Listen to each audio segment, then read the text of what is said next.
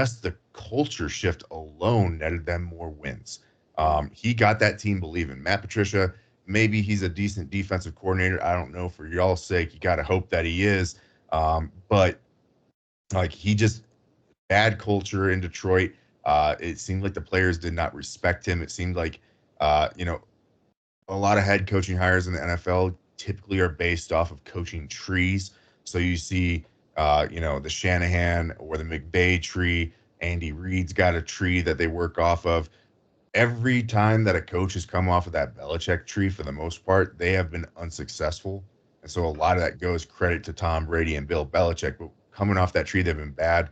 And so you look at Patricia, and he was just another one of those poor coaches coming off of that tree that was probably not due for a head coaching spot. But you know, ownership's always looking for who's the best coach in the NFL. Let's get one of their disciples because maybe we'll strike fire with them. Yeah, that Bill Belichick tree is horrible. What's that? What's the main dude? What's the short dude? Short dude. There's Josh McDaniels. McDaniels. Yeah, and guess who's the offensive coordinator again for the New England Patriots? Josh McDaniels. Vrabel brought him in. I couldn't believe it. Man, I say that I'm like this dude. Like, dude, just bro, stop leaving teams. Like, just stop. Just stay right there in New England and just stay there. McDaniels. Like, I remember when he went to Broncos way back then with Tim Tebow. I ain't like Tebow either, but man, they was acting like he was the next Belichick. I'm like, dude, don't nobody in the locker room like it. Now you know how we get on players calling our coaches. Sometimes they need to. Man, I remember like whoever like was the top players on the team, they was calling him out every week in the media, wide open. Like, yeah, McDaniels don't know what he doing. Like, they do not like McDaniels, man. Like, dude, just stay in New England. Mike, what's up? You good? Yeah, man, I'm sorry about that. This computer keeps shitting out on me. I'm here though, brother. I'm sorry about that. Yeah, go ahead and talk about me and Ebo just saying talk about Ohio State. And we let me ask you a question real quick. You got a problem with Mike Patricia too? Or that's just Matt Patricia, I'm tired of retreads. I'm tired of retreads all over the place. They're happening in the NFL. You guys were just talking about Mike McDaniels. Josh McDaniels. No, sorry, not Mike. Yeah, Josh McDaniels. Yeah, Yeah, it's annoying. I'm tired of it. Patricia, when's the last time that he has done the job that he has been asked to do? I don't remember. He was an offensive coordinator for a while. He was a head coach. But I will trash Matt Patricia. I got no problem with that. I don't love the hire. I love Ohio State. I think that they have the ability to get as many guys that they want. Anybody who wants a big name, big brand in college football, Ohio State's a great place to go. The coaching at times maybe we'll leave some wanting. However, I'd love the elevation of Brian Hartline from wide receiver coach to offensive coordinator. I don't know if he's calling the plays. I haven't seen if he is or not, but I love the upgrade there. Brian Hartline is one of the best position coaches in all of football, regardless of level. And is an excellent recruiter, as you can see with the amount of talent that they bring in every year at the wide receiver spot. Mm-hmm. I did a long diatribe about Brian Hartline, Mike, and how he's the bread and butter there of that team right now. It feels like. But yeah, man, we were just talking about. I just need to know about Matt Patricia because y'all kept talking about him. I had to look him up because I forgot who that was. Dude, he's a bit of a doofus. He's a bit of a doofus. I even forgot the fact that he went back to the Patriots, and instead of going to the position or the side of the ball he's used to on defense, Bill Belichick had him like co-calling offensive plays and stuff like that, and it was terrible. I thought he was a defense coach. He is supposed to be. Yeah. That was when Mac Jones had no shot to succeed whatsoever. Now, Mac Jones was pretty bad himself, but having Mac Jones try to play quarterback with Matt Patricia calling his plays was doomed from the very concept. Yeah, we were talking about Ohio State. You being big, me and you be. I don't know the players, but I know the team. I know how we draft. So I was asking, you seen how many Ohio State players getting drafted?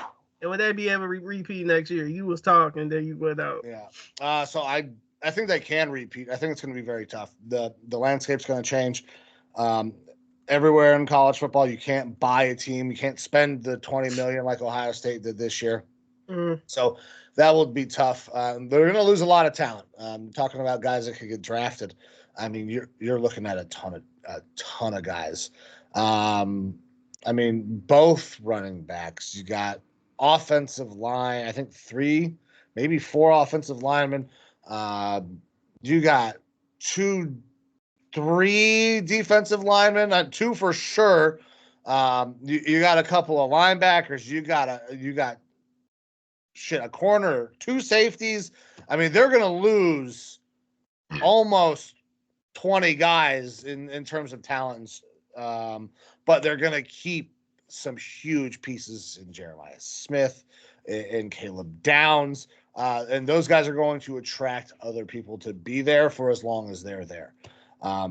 So I think that there's a chance, and in terms of talent lost to the NFL, this is going to be one of the best drafts that you've ever seen for a college. We're going to be close to maybe setting some records on how many guys actually get drafted.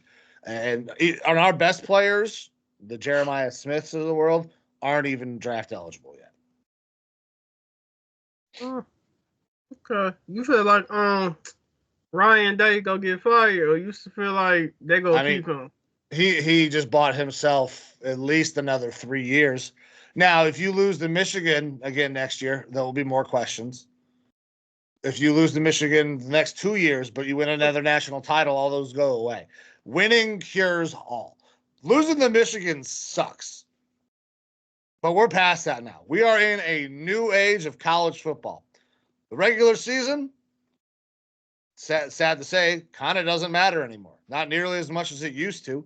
So while I would love to beat Michigan every year by 40 points, if we lose to Michigan and win a national championship, I'm going to be way happier.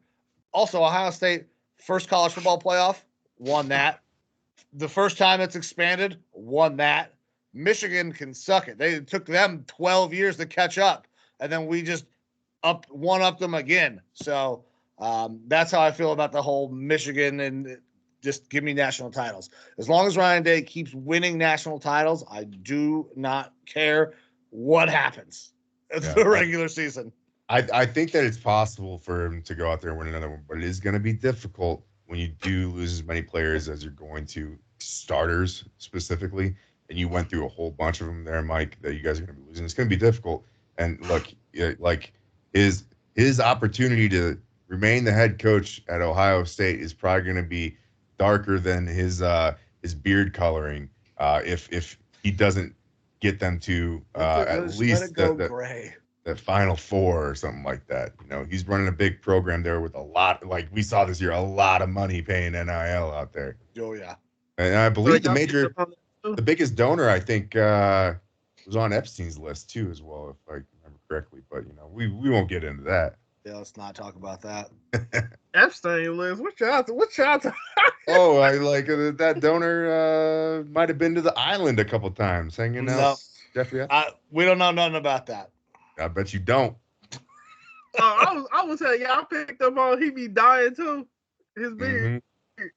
Oh yeah, that Just for Men hits hard on Ryan Day's face, man. I tell you what, just let it go gray, brother. Just stop it. Everybody knows. Nobody cares. Just let it go gray. Putting shoe shine on his face every day. It looks like. Look, I plan on keeping Ohio State topic short because most people don't even know the players. I'm like, unless you a scout and you get paid for it. This ain't back in the day where nobody doing that. We just watch it. Now you got favorite college players, yeah, but let me ask y'all that. Who y'all favorite college players y'all want to see drafted to y'all team? So for me, it's actually running back. I love Quinshad Judkins to the Browns. I love Nick Chubb. Nick Chubb will forever have a place in my heart.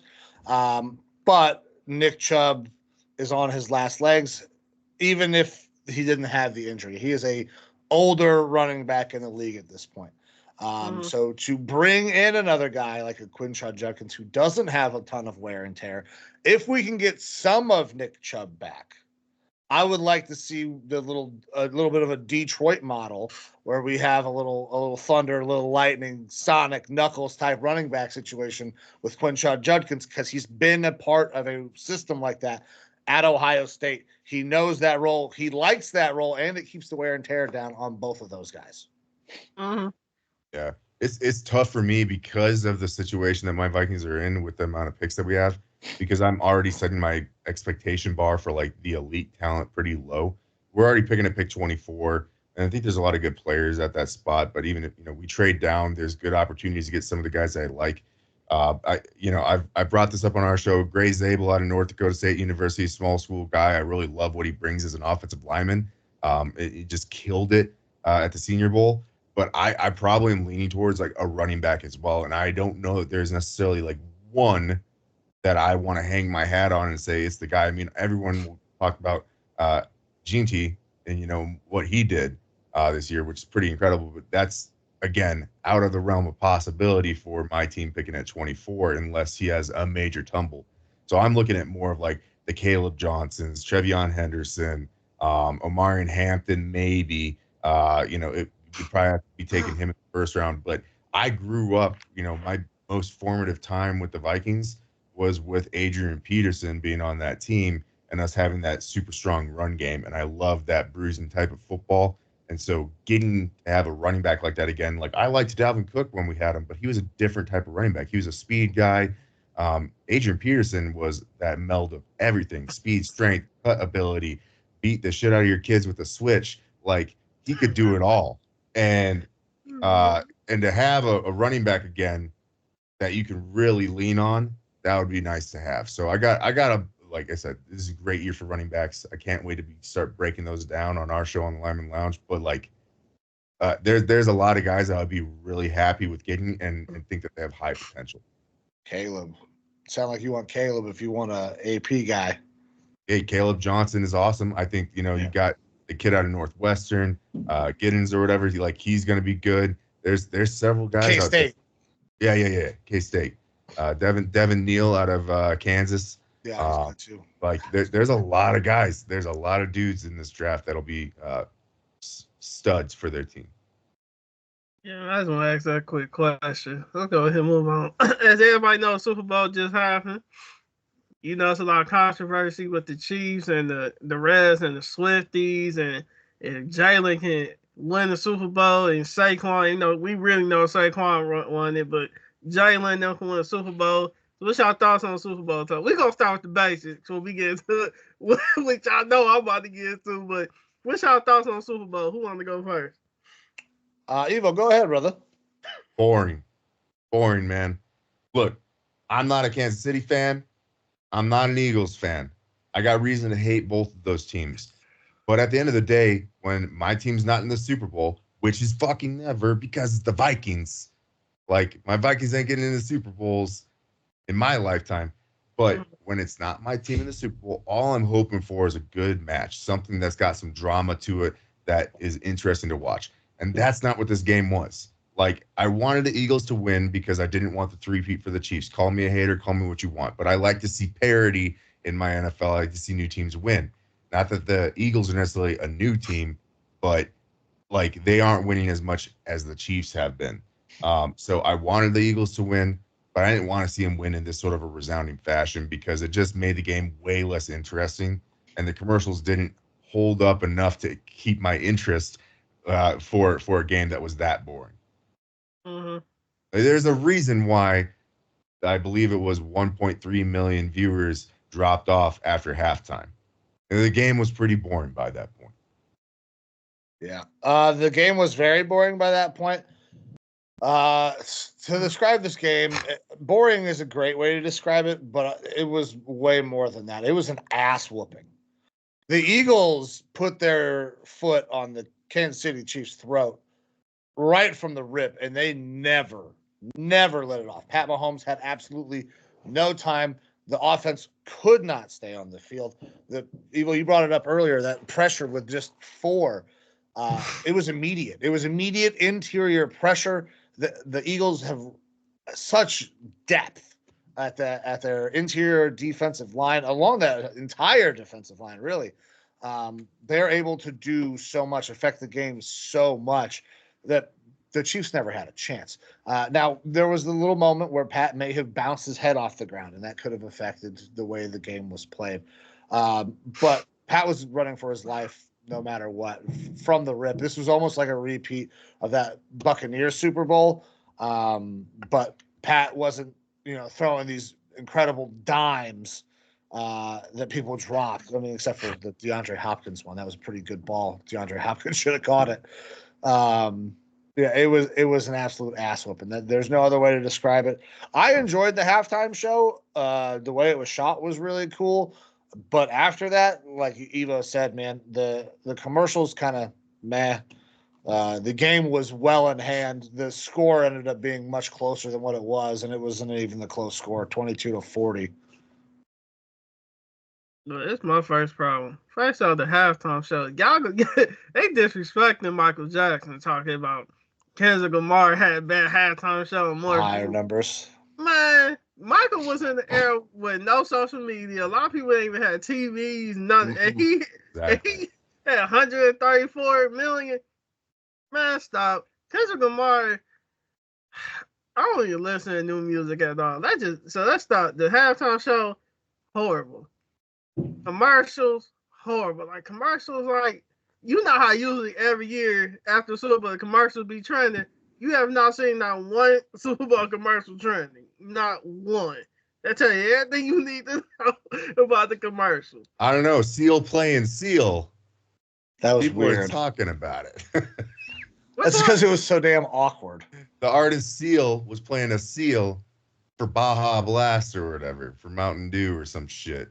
And it was weird. It was weird, and that's why people were talking about it. It was off-putting. It's because they on some other stuff. Yeah. Let me see. Number 4 would be, I think, and I want y'all to come with y'all input on this one. Do you feel like more people thought it was more because they're more waiting on what the refs is going? It's like more people watching the refs than the players. Do you feel like that was the problem? At the start of the game, I felt like there was going to be a huge emphasis, and it kind of started that way with some of the very ticky-tack calls. The A.J. Brown OPI call was tough. Now you see the reverse angle. You see his hand get a little up high, gets him in the face mask. That's still very close. You hear Tom Brady not being happy with that call. Obviously, he's a quarterback. He's going to want that catch. So I think early on there was going to be a high emphasis on, are they going to do this? Are they going to screw this up? And are they going to give it to the Chiefs? And I think the officials probably knew that as well. Pat could have got some calls. I mean, he got smoked right in the face after he had just released the ball. Could have been 15 yards. Was not called. The officiating, while not great in that game, I don't think made a huge difference, but there was going to be a big spotlight based on all of the lead up. Yeah, that's it. You look at today's society, and everyone is so quick to jump on their social media platforms and complain and out of anonymity and then just jump away. And you have so many people coming into this game specifically, being, the championship, the Super Bowl, that they passively watch football. They might not pay attention. A lot of us bring in wives, fiancés, girlfriends, stuff like that, who don't watch as much football, but they love to sit down and watch the halftime show. They love to watch the commercials. You get a bunch of those sorts of fans showing up to Super Bowl parties and stuff and participating in the conversation. And they want to be involved, and they know that there's all this drama, this talk about the refs. They're all going for the Chiefs. Everything's rigged. There's a script in the NFL. You hear that whether you're a football fan or not. So you have all those people coming in, and they're sitting there watching, waiting for it to happen, and then it didn't really happen. So, yeah, you probably had a lot of people who were watching the game initially being like, oh, we're waiting to see how this thing is rigged so I can shit talk on the internet. And then it didn't really happen, and that probably made it even more boring for a lot of people to watch that. So, yeah, it definitely felt like that sort of focus took over the game, at least leading up to the game. Once we got into the game, and it was just a butt whooping from the Eagles. Like, that's all it was, and it got really, really boring at that point. Unless you're a Philly fan. I compared it to wrestling. This why I said it's like John Cena about to retire, right? We all know wrestling fake. Whatever. That's like John Cena making their WrestleMania, and then he just getting his AV like he a side character. Like that's how I feel like the Super Bowl was. It's like the Chiefs is John Cena. Y'all want them to 3P and the rest scandal and all that other stuff. Then they get their A's beat. Oh, all of a sudden it's boring. I can't watch. Like during halftime, like you said, everybody just stopped watching. Cause it's like y'all not watching the game. Y'all more watching like let's see if these refs go cheat so I can be clicking. Like man, like that's what I mean. Like that's what I'm talking about. Like and then it's like they showing Taylor Swift and you know it's sad when Taylor Swift, me and Bo was trending more than what's happening on the field. Yeah. Like is that just me or was that y'all too? That's part of it is you have a lot of fans that aren't really true blue football fans, the Swifties and things like that, who are watching the game, and then it's the things ancillary to the game that they're going to be paying attention to and getting on there about. So yeah, it's going to happen. It bothers me, but at the end of the day, I'm there to watch football. Like I'm usually tuning that stuff out. I like Taylor. I think it's great that she's there. She will hopefully be an ambassador to the game as long as she sticks around it. Because, you know, one of the cool commercials, one of the few cool commercials that I did see that I do remember was the fact they're going to try to make flag football a sport in all 50 states for girls. With all of the shit that is happening in the country and everything that's going on, I think it's really cool that is an initiative to get flag football as a high school sport and let them compete. I mean, it's being added to the Olympics, which is dope. So that is one thing I will say that was positive about the game and about the commercials. We can't bury the whole thing. I mean, it was fun watching the Chiefs get smacked around a little bit. Yeah. And then it got boring fast because it was very apparent that was happening. Again, man. Then the refs. When have the refs ever gotten more attention than the game? I feel like that's some NBA. Like usually, what's his name? Donahue. What was that his name? Yeah. That's some NBA type stuff. Like that was happening in the NBA for a decade. NFL, even with the Cheatriots, because I call them Cheatriots, because we know Brady don't cheat, and let's just stop. Even with the Patriots, though, the refs was never like let's just see what the refs go call. Nobody care we know how the refs get down. We know they betting on the game. We come on, man. We know how but nobody was just tuned into a game like, yeah, I'm about to see what the refs about to call. Like, that's what, like, who does that? That's that new generation. You make a good point. It's like there's a third team on the field for a lot of people right now. But I think a lot of that comes down to, and it's an unfortunate part of society, is that people aren't willing to take responsibility for things. They always want to point the finger somewhere else. If your team is bad, it's a lot easier to say the refs screwed me than to be like, nah, my team is just bad. That's part of it is a societal issue at that point. But yeah, it is. You make a good point. It almost feels like there's a third team on the field right now. People are looking for the boogeyman. They always want to find the boogeyman. And he just happens to be wearing a zebra patterned shirt out there. We haven't had this much controversy around the NFL in terms of officials probably since the Fail Mary, where we had the replacement refs. They were awful. The replacement refs were terrible. These guys are starting to hedge on that a little bit. But Evo and I have been saying on our show for forever, they just need to make the officials full-time employees. Stop messing around. Make them full-time employees. Give them report cards. People that perform well get better placements in games. People that don't. Use a similar platform to what the MLB uses. Track their calls. And then we'll get a much better game that way. However, that's going to require a lot of accountability from either the NFL or the officials union, and it's very unlikely that either one of them are going to be willing to take on that extra burden. Yeah, man. We ain't gonna go too much on Super Bowl. It's just basically boring. That's all them new fans watching. Yeah, let's go ahead and just move on. The last topic. Hold on. This somebody. Hold on. What players would get extension? Who y'all think would get traded? Like any top player. You know, as I brought this question because as y'all see in the NBA, it feel like they on some wrestling stuff too. Y'all traded Luka, AD, and Jimmy, and all these top players. Like y'all trying to make it interesting. I'm not watching. I don't know about anybody. I'm still not watching NBA because that stuff just. Yeah. So what kind of I'll say fantasy type trades y'all think gonna happen in the NFL? What kind of players y'all think gonna get drafted? Like top players. Well, I mean, we got Deebo Samuel, who has been granted the approval to go out and seek a trade. Deebo will get traded somewhere. Now, where is Deebo going to want to go? And what kind of compensation will the 49ers want back? I'm not sure. I'm not sure what they could get back for a Deebo Samuel at this point, considering he's starting to age out there and a little bit as a wide receiver. The type of player he is takes a lot of hits, so that can wear on him as well. Myles Garrett, obviously, top of the conversation. I'm hoping that he does not get traded.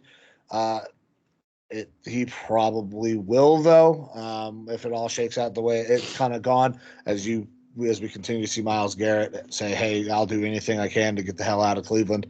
So those are obviously two of the bigger names. For a wild card, I think we could probably see another quarterback get traded. I don't know if the right answer for the Vikings is to do a sign and trade for Sam Darnold to get some compensation back for him. But that is a potential just to make sure that, they're not going to lose everything because, Evo, you guys have a ton of room cap space wise. So you're going to go out and you're going to buy a lot of free agents. You're probably not going to get that comp pick back that we kind of talked about it the other night on our show. So, potential sign trade there with Sam Darnold. Yeah, I think the quarterbacks are obviously kind of the exciting ones to talk about, possibly getting moved. One name out there, as far as non-quarterback, Cooper Kupp. Obviously, the Rams have said they are going to move on from one way or the other. They're looking to try to get a trade done. Some people are kind of looking towards the Julio Jones trade from the Falcons to the Titans that was done back in the day, but that the money involved with Julio was much less, so they were able to get, I believe, a first and a fourth for that. And I don't expect that to happen with Cooper Kupp. Cooper Kupp, a little bit older than Julio was.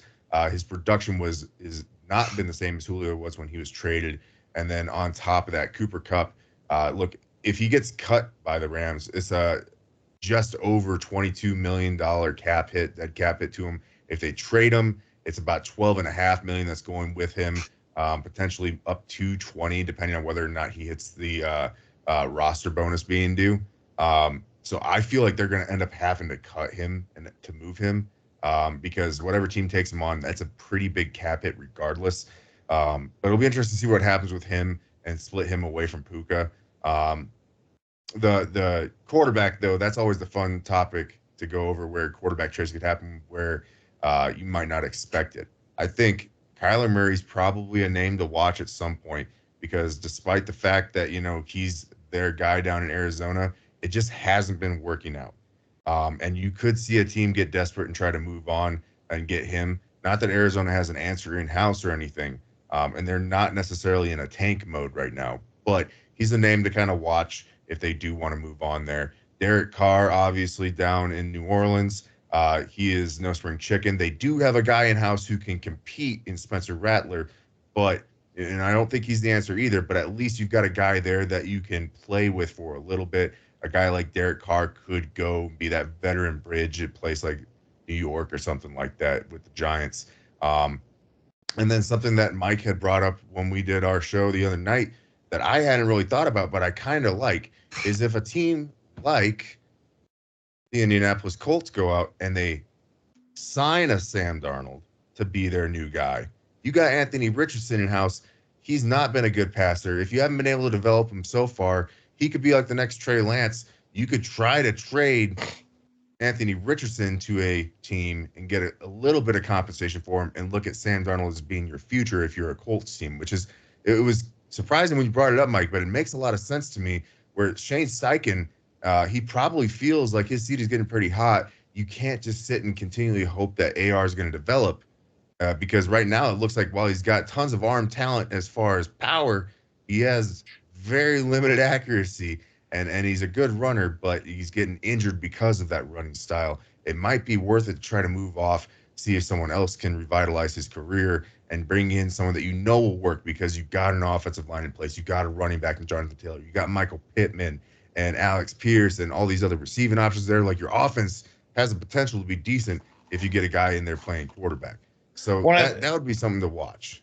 And I think if you are talking about similar compensation to the Trey Lance trade, you could potentially see this go anywhere. You could look at a team like the Eagles, who just won a Super Bowl, who have a quarterback who they were able to kind of build a system around. Not necessarily the greatest thrower of the ball to start with. That's a pretty decent backup option if Jalen Hurts goes down. There's a couple of teams. You can talk about the Ravens. What can he do and what can he learn behind a Lamar Jackson to get better in this league? Because Lamar Jackson, not an exceptional thrower when he came into the league this last year, was amazing throwing the ball. So you could look at one of these teams that have these mobile guys, and you could maybe try to groom Anthony Richardson to becoming a viable starter or a viable backup at the very least for a team that has one of these quarterbacks that's mobile. Maybe you worry about him taking a couple of shots. Anthony Richardson can maybe come in, provide a little bit of option. He can run a little bit. I like the idea of him getting moved. I don't know if they're willing to move off of him yet. Man. Let's see. Tua, Dak, Derek Carr. y'all gonna see this in a bit. Hold up. Tua, Dak, Derek Carr. What's his other one? Trevor Lawrence, Aaron Rodgers, Russell Wilson. What do they all have in common? They the most hated quarterbacks in the league, man. Like Dak, though they been letting you sit down since forever. So I can see you getting traded before Jerry R.I.P. I ain't gonna say because then YouTube gonna mute. Oh, Trevor Lawrence. I feel like Jaguars had a lot of high hopes for you, but now it feels like you getting comfortable. Like you feel like you got the big contract, you could be one, but we know what the cons. They'll trade anybody in a minute. So Trevor Lawrence, I could see being traded. Kyler Murray, like you said, Evo. It's like he been coasted. It felt like he had all this hype coming into the league, and now he just you like Arizona playing Call of Duty, man. Like Arizona not going nowhere. And let's see who else. What's the other name I said? It feel like a lot of them. Derek Carr.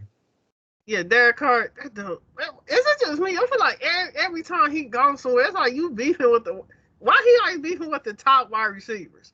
And even if they don't call you out, you can just tell when to play. Like, I feel like Derek Carr, in my opinion, been one of the most overrated quarterbacks. I done said it a few times. I feel like he's in the league because of his brother who played for the Texans. I can't remember his first name, but I feel like that's David Carr, David and Derek. Like, I feel like because David was did dirty, you were like the sympathy brother that they gave you a chance to shine, but you ain't never really been that dude for real. Like even when you had even when you had the Raiders, you was never that dude. It was Khalil Mack and them, and even Amari Cooper. And then when you got to New Orleans, it was like you wasn't never really that dude.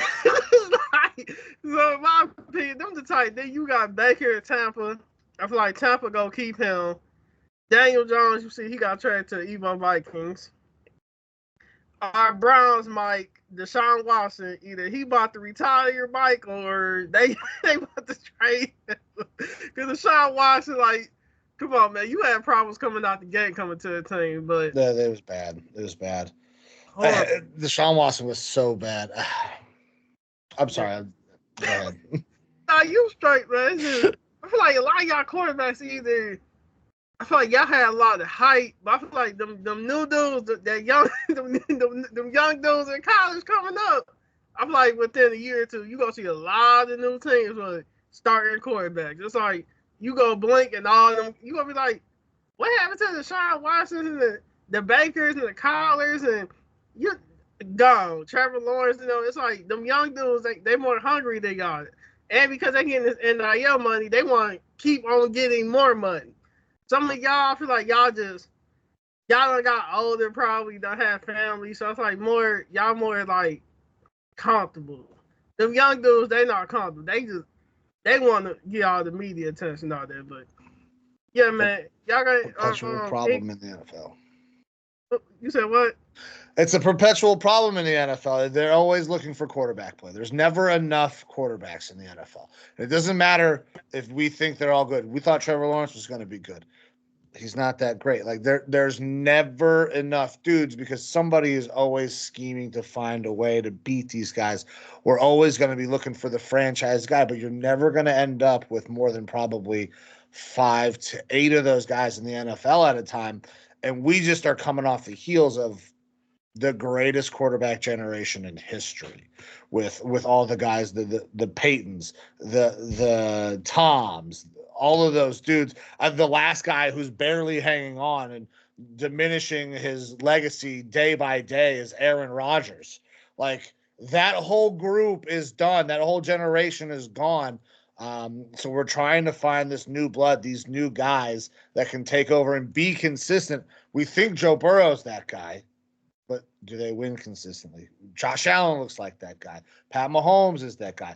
Jalen Hurts, can he become that guy? He just won a Super Bowl. Can he do it consistently? That quarterback question is constantly asked and almost never solved for about 5 to 8 teams in the NFL, it feels like. Yeah, man. Yeah, that's pretty much. Unless y'all got anything else y'all want to get off y'all chest. That was it for me, man. Yeah. All right, man. Y'all go ahead and do y'all outros. Who want to go first? All right. Well, hey, look, I kind of did a little bit of the intro while Mike's computer was breaking down. I'll help here with the outro and let Mike kind of take us out on the Lyman Lounge side. But I'm Evo. That's Mike. We're from the Lyman Lounge. We have a sports podcast. We're veteran-based. We're all part of the No Sleeves Network, which puts out a lot of different content on social media, video game streaming, everything like that. If you want to check us out, just Google No Sleeves Network. We will pop right up for you to check out, all right? We would also love it if you could come check us out on the X under Lyman Lounge or on our YouTube. You know, we do weekly content on there talking all sports with a heavy emphasis on football as well. And look, we're getting into the off season for the NFL, so we're going to be talking a lot about off season stuff. Football ain't over for us. We're grinders. We got mental problems where we can't get off of football, so it's all good. But we're super stoked to have be able to come on here today with TJ, talk some ball, talk some sports, and have a little bit of fun. Absolutely. So Evo said a lot of it there. Lyman Lounge, No Sleeves Network. I go by Sleeveless Mike. TJ, thank you very much for having me on, man. Sorry about the computer problems a couple times throughout the show. But yeah, like Evo said, we have the Lyman Lounge. We have a couple other things that are in the works as well. We have another podcast called The Talk and additional content, blogs, and other channels that are connected to us at the No Sleeves Network, fellow veterans and friends of ours who are also content creators have kind of joined us along this journey. And, really great to be here and be able to talk with it, and expand our horizons with the people that we're able to work with in this podcast space as content creators. It's nice to be able to interact and hear outside perspectives, things that we don't necessarily get to hear all the time. So I appreciate you, TJ.